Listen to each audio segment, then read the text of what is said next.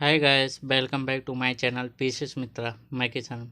जैसा कि मैंने आपको पिछले वीडियो में दक्षिण अमेरिका महाद्वीप के पर्वतीय क्षेत्रों के बारे में बताया था और आज मैं आपको दक्षिण अमेरिका महाद्वीप के पठारी क्षेत्रों के बारे में बताऊंगा।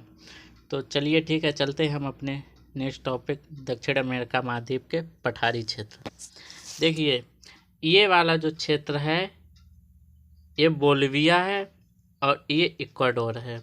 ठीक है, ये इक्वाडोर है और ये पेरू है, ये बोलिविया है।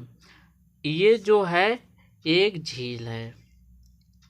इस झील का विस्तार जो बोलिविया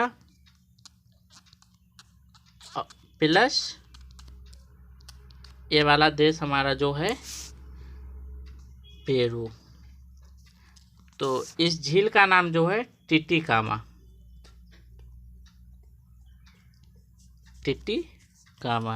चलिए रेड से लिख देते हैं हम आपको। ये जो झील है इसका नाम है टिटिकामा। ठीक है, और ये जो है ये हमारा जो है अटाकामा का मरुस्थल है। इसका नाम है अटाकामा मरुस्थल और इसमें ये जो ग्रीन 4 स्पॉट है ये शहर है अटाकामा मरुस्थल में स्थित। इनके नाम जो है ऊपर से चलेंगे, इसका नाम एरिका ऊपर वाले का, उसके जस्ट नीचे जो है इक्वे आ जाएगा, इक्वे, और उसके जस्ट नीचे जो है चिक्विकमाटा आ जाएगा, और ये जो चौथा वाला है इसका नाम है एंटीफोगस्टा।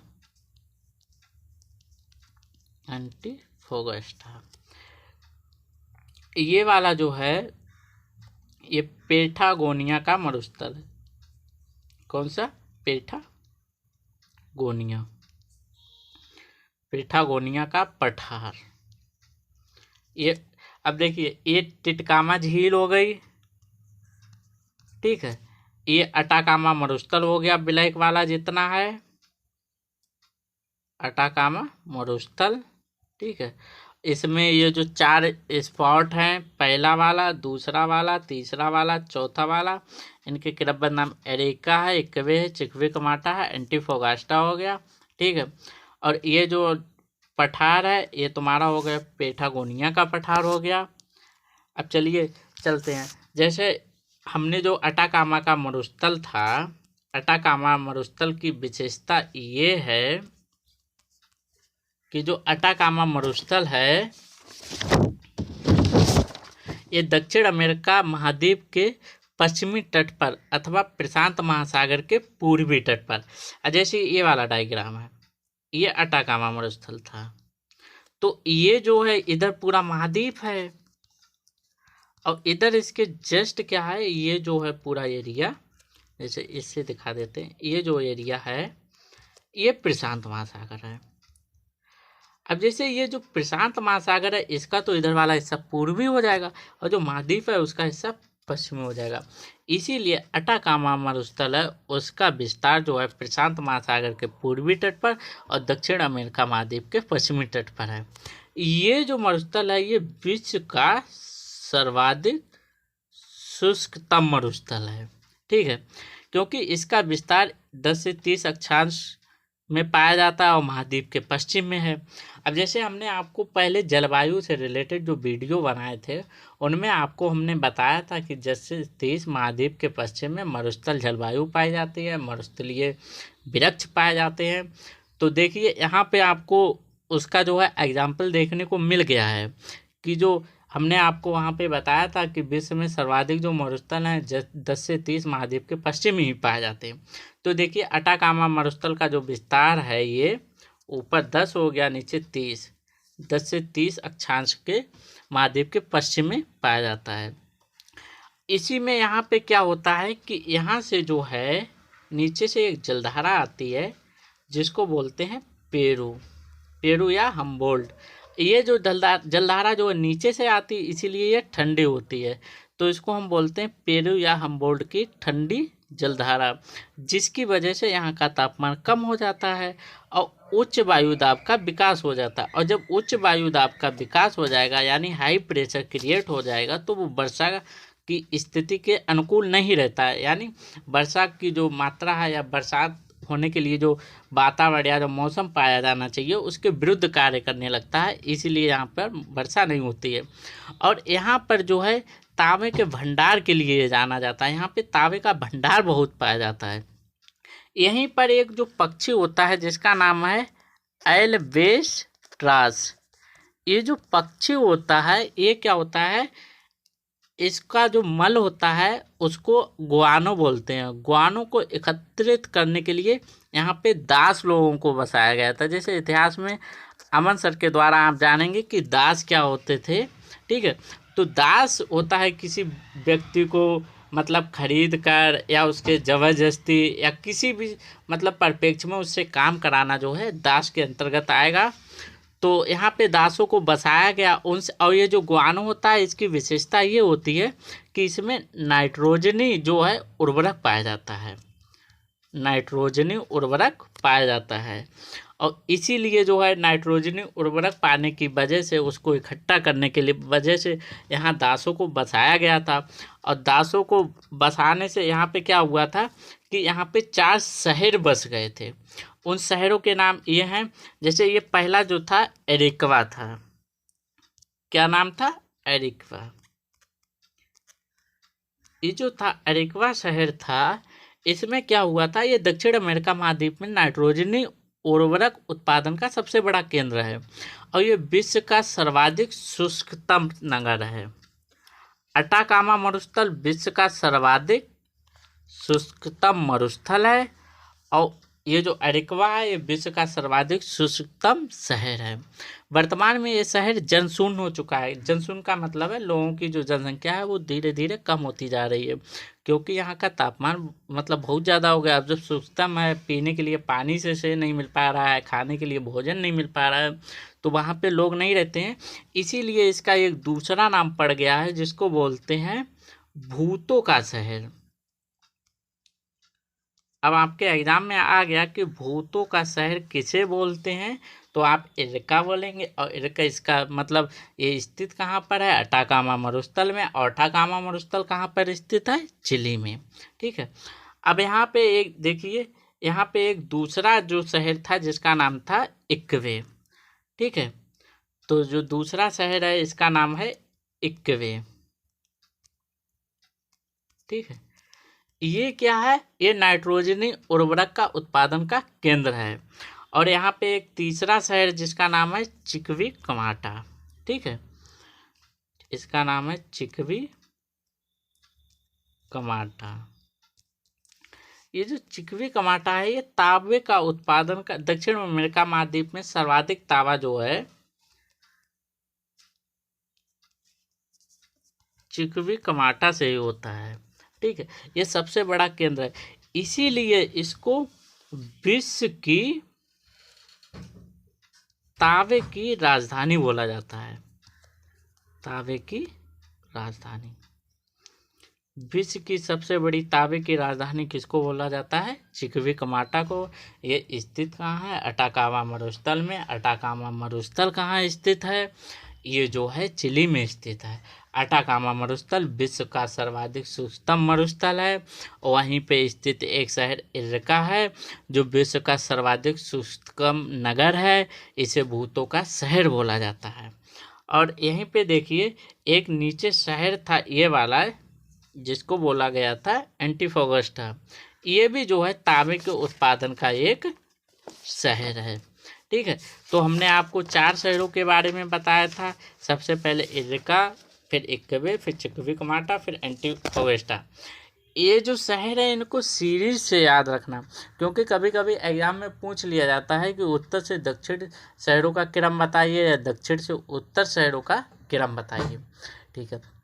अब देखिए हम अपने नेक्स्ट मतलब जो दूसरा है कि जैसे ब्राज़ील का क्षेत्रफल है, पेरू का क्षेत्रफल है, वहाँ पे कौन से पठार पाए जाते हैं, तो उसके लिए इस डायग्राम को समझिए। देखिए यहाँ पे एक पठार बनाया गया है, यहाँ पे एक पठार है और इससे जुड़ता हुआ एक पठार यहाँ पे है और एक पठार यहाँ पे है। ये 4 पठार हैं। इस वाले पठार का नाम जो है गुआना हो गया, जिसको गुआना हिल्स बोलते हैं, ठीक है। और इस वाले का जो है कटिंगा हो गया, ठीक है। और इस वाले का हो गया बोलिविया, सॉरी, ये जो हो गया इसका नाम हो गया है ब्राज़ील।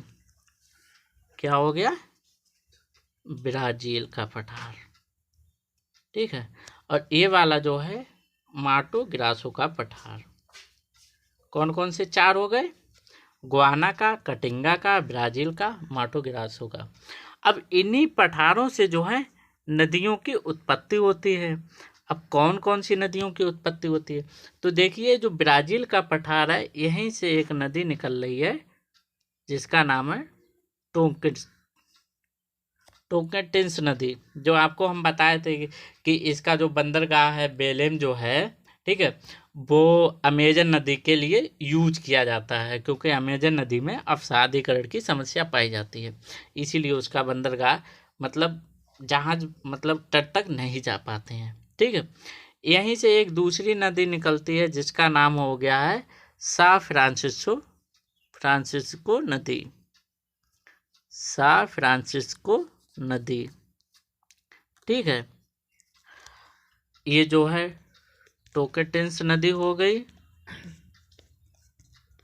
ये सा फ्रांसिस्को नदी हो गई। और इसके जस्ट हमने ये यहाँ पे आपसे बताई थी, ये जो है यहाँ पे रियो डी प्लाटा थी, रियो डी प्लाटा, यहाँ पे 4 मतलब 3 नदियाँ आके मिल रही थी। ये वाली नदी जो हो गई थी, ये तुम्हारी हो गई थी उरुग्वे नदी। ये जो हो गई थी, ये वाली जो दूसरी नदी आके मिल रही थी, ये पराना हो गई थी। और तीसरी नदी इसी में आके मिल रही थी, वो पराग्वे हो गई थी, ठीक है। तो नदियों के बारे में तो हम आगे बताएंगे, लेकिन हमने बता दिया कि कौन सी नदी कहाँ से निकलती है। लेकिन यहाँ पर हम आपको बताएंगे कि जैसे ये वाला जो डायग्राम है, यहाँ पे हमने बताया था, ये जो है बोलिविया का पठार है, ठीक है। ये बोलिविया का पठार है और इसी में जो है ये झील जो है टिटिकामा झील है, ठीक है। वो आगे गलती हो गया था, उसको यहाँ पे सुधार कर लीजिएगा। ये जो है ये बोलिविया का पठार हो गया, इसी के अंदर जो है ये टिटिकामा झील है, ठीक है। तो बोलिविया का जो पठार है उसका विस्तार पेरू और बोलिविया में है, ठीक है। ये एंडीज पर्वत से घिरा हुआ है, इसलिए इसको अंता पर्वतीय पठार बोलते हैं, ठीक है। और ये टीन के भंडार के लिए जाना जाता है, इसीलिए इसको अल्टीप्लानो भी कहते हैं। इस पर जो है 2 झीलें स्थित हैं। ये पहली झील जो है टिटिकामा झील हो गई है, बोलिविया का पठार हो गया, इसमें 2 झील है। पहली झील ये टिटिकामा हो गई, ठीक है। ये जो है बोलिविया का पठार हो गया, बोलिविया का पठार, ठीक है। इसमें 2 झील हो गई। ये जो टिटिकामा झील है, इसका भी विस्तार जो है पेरू और बोलिविया में है। ये विश्व के सर्वाधिक ऊंचाई पर स्थित नावगम झील है। ये जो झील है, ये विश्व की सर्वाधिक ऊंचाई पर स्थित नावगम झील है। मतलब जो टिटिकामा झील है उसमें जो है आज भी नाव चलाई जाती हैं, लेकिन ऊंचाई की वजह से इसको क्या बोल दिया है कि विश्व की सर्वाधिक ऊंचाई पर स्थित नावगम झील, जहाँ पे नाव जा सकती हैं। ये दक्षिण अमेरिका महाद्वीप की दूसरी सबसे बड़ी झील है, ठीक है। यहीं पे ये दूसरी झील है, इसका नाम है पोपो। दूसरी झील है जिसका नाम है पोपो झील। ये बोलिविया के पठार पर स्थित बोलिविया में स्थित है। और ये जो थी, इसको इस प्रकार से डिवाइड कर दीजिए, इधर बोलिविया हो गया, इधर पेरू, मतलब ये 2 देशों में स्थित है। टिटिकामा झील जो है 2 देशों में स्थित है, पहला बोलिविया और दूसरा पेरू, ठीक। अब चलिए बताते हैं हम आपको अटाकामा मरुस्थल। ये जो अटाकामा मरुस्थल है, इसका ये जो है दक्षिण प्रशांत महासागर के दक्षिणी पूर्वी तट पर और अमेरिका महाद्वीप के पश्चिमी तट पर स्थित है। इसका विस्तार 10 से 30 अक्षांश साउथ में है। ठीक है, यहाँ पे 4 शहर जो थे वो पाए गए थे, इरेक्वा, इक्वे, चिक्विकमाटा, एंटीफोगास्टा। ठीक है, अब जैसे हम आपको बता रहे हैं, हमने जो इस वाले डायग्राम में ये पठार जो हैं आपको बताए हैं, इस वाले में ये है गुआना का, कटिंगा का, ब्राज़ील का और माटो ग्रासो का पठार। तो इसके जस्ट नीचे इस वाले डायग्राम में हमने एक पठार बताया है जिसको बोलते हैं पेटागोनिया का पठार। ये वाला जो पठार है पेटागोनिया, इसकी विशेषता ये है कि एंडीज पर्वत के पद पर स्थित है। मतलब एंडीज पर्वत का पद का मतलब है उसके स्तर, मतलब एकदम तटीय भाग पर एंडीज पर्वत के स्थित है। ठीक है, ढलान पर। ये गिरिपीदीय पठार भी बोला जाता है, इसलिए मतलब पर्वत के मतलब होता है ना कि ढलान पर है, जहाँ से पर्वत का एंड हो रहा है वहाँ पे इस पठार का विस्तार है, इसीलिए इसको गिरिपदीय पठार बोला जाता है। और ये वृष्टि छाया, जो एंडीज पर्वत है उसकी इस पर छाया पड़ती रहती है, इसीलिए इसको वृष्टि छाया प्रदेश बोलते हैं। इसीलिए जो पठार है ये शुष्क पठार एवं मरुस्थल है। ये उच्च अक्षांशीय क्षेत्रों में स्थित है, इसीलिए इसका मतलब जो जलवायु की वजह से ये शीत मरुस्थल है। इस प्रकार पेटागोनिया का जो पठार है वह गिरिपदीय शीत एवं शुष्क मरुस्थल है। ये स्टोनी डेजर्ट बोला जाता है। यहाँ पे क्या होता है, यहाँ पे भेड़ पालन होता है। क्या होता है? भेड़ पालन। तो भेड़ पालन कौन से पठार में दक्षिण अमेरिका महाद्वीप के होता है? तो उसका नाम लेंगे हम पेटागोनिया का पठार। ये जो पठार है ये पेट्रोलियम और गैस के भंडार के लिए सर्वाधिक महत्वपूर्ण है। लेकिन कन्फ्यूजन ये है, ये जो पेटागोनिया का पठार है यूपी आयोग के अनुसार दक्षिण अमेरिका महाद्वीप में खनिज भंडार की दृष्टि से सर्वाधिक संपन्न माना गया है। जैसे आप उत्तर प्रदेश लोक सेवा का आयोग का एग्ज़ाम देंगे तो उसमें अगर ये क्वेश्चन आएगा तो उसमें जो है पेटागोनिया के पठार को दक्षिण अमेरिका महाद्वीप में खनिज भंडार की दृष्टि से सर्वाधिक संपन्न माना गया है। जबकि यूजीसी और जो अन्य मतलब महत्वपूर्ण किताबें हैं उनके अनुसार जो है दक्षिण अमेरिका महाद्वीप में सर्वाधिक खनिज भंडार की दृष्टि से ब्राज़ील का जो उच्च भूमि का पठार है उसको संपन्न माना गया है। इस वाले को सर्वाधिक संपन्न माना गया है। ठीक है, चलिए अब हम बात करते हैं ब्राज़ील का जो पठार है, ब्राज़ील की उच्च भूमि। ये ब्राज़ील में स्थित महाद्वीपीय पठार है। इसका निर्माण ज्वालामुखी लावा के ठंडा होने से हुआ है, इसीलिए यहाँ की मृदा अम्लीय प्रकार की है और ये मृदा जो है टेरा रोसा मृदा पाई जाती है। भूमध्य सागरीय में टेरा रोसा पाई जाती है और यहाँ पे कौन सी मृदा पाई जाती है? टेरा रोसा। भूमध्य सागरीय में कौन सी पाई जाती थी? टेरा रोसा। ठीक है, ये पठार खनिज भंडार की दृष्टि से इस महाद्वीप में सर्वाधिक संपन्न क्षेत्र है। इस पठार पर मैग्नीज, लौह बॉक्साइट के भंडार पाए जाते हैं। ठीक है, यहीं पर एक बेलो हार्जेंटो शहर स्थित है जहां पर इतावेरा की एक खान है, वहां से लोहे का उत्पादन किया जाता है और इस लोहे को रियो डी जेनेरो में ले जाते हैं। ठीक है, ब्राज़ील की जो उच्च भूमि है यहाँ पर 200 से 250 सेंटीमीटर तक वर्षा होती है। कितनी? 200 से 250 सेंटीमीटर तक वर्षा होती है, क्योंकि यहाँ पर विषुवत-रेखीय जलवायु व मानसूनी जलवायु का प्रभाव पाया जाता है। यहाँ की जो वर्षा की मात्रा अधिक होने के कारण ये ढाल युक्त भी भूमि है, इसीलिए यहाँ की मृदा अम्लीय है। अब सब विशेषताएं यहाँ पे जो है कहवा की विशेषताएं, मतलब कहवा की खेती करने के लिए जो जो विशेषताएं होनी चाहिए वो विशेषताएं पाई जा रही हैं। ढाल युक्त तो भूमि है, 200 से 250 सेंटीमीटर तक वर्षा भी हो रही है, इसीलिए विश्व में सर्वाधिक कहवा की खेती जो है ब्राज़ील में की जाती है। यहाँ पर कॉफ़ी के बड़े बड़े बागान पाए जाते हैं जिनको क्या बोलते हैं? फजेंडा। कॉफ़ी के बड़े बड़े बागान जो होते हैं, जो बगीचा होते हैं, उनको क्या बोलते हैं? फजेंडा। ठीक है। अब ब्राज़ील से क्या हो रहा है, आप देख रहे होंगे, एक ऊपर नदी टोंगटिन्स नदी निकलती है, इधर सान फ्रांसिस्को नदी निकलती है, इधर जो है 3 नदियाँ उरुग्वे है, पराग्वे है और पराना है, ये 3 नदियाँ निकलती हैं। तो इसको क्या बोलते हैं कि जब किसी क्षेत्र से चारों ओर नदियाँ निकलती हैं तो उसको जो है अरीय अपवाह तंत्र या केंद्र त्यागी तंत्र बोलते हैं। इसीलिए दक्षिण अमेरिका महाद्वीप में अगर क्वेश्चन आ जाए कि दक्षिण अमेरिका महाद्वीप में किस पठार को अरीय अपवाह तंत्र या केंद्र त्यागी तंत्र बोला गया है, तो आप बोलेंगे ब्राज़ील की उच्च भूमि। दूसरा है गुयाना की उच्च भूमि, ठीक है। तो इसका विस्तार वेनेजुला, गुयाना, फ्रेंच गुयाना एवं ब्राज़ील में स्थित है और ये जो है ओरोनिको नदी का स्रोत है।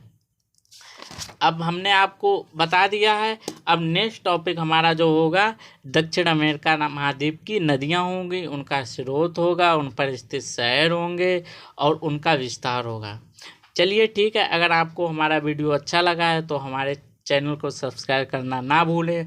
और जैसा कि हमारे अमन सर हैं, विनय राय सर हैं और अजीत सर हैं, उनके द्वारा भी बहुत अच्छे वीडियो, हिस्ट्री है, ज्योग्राफी है और मतलब संविधान है, इन पर बहुत मतलब मेहनत के साथ बहुत अच्छे वीडियो बनाए जा रहे हैं। आप लोगों की मांग थी कि डिजिटलीकरण से वीडियो बनाया जाए, तो उस प्रकार से भी हमने वीडियो बनाना शुरू कर दिया है। आप लोगों को अगर वीडियो हमारा अच्छा लग रहा है तो आप शेयर कीजिएगा और ज़्यादा से ज़्यादा सब्सक्राइब कराने का मतलब कोशिश कीजिएगा। Thank you so much. हमारा नेक्स्ट वीडियो जो है दक्षिण अमेरिका महाद्वीप की नदियों पर होगा।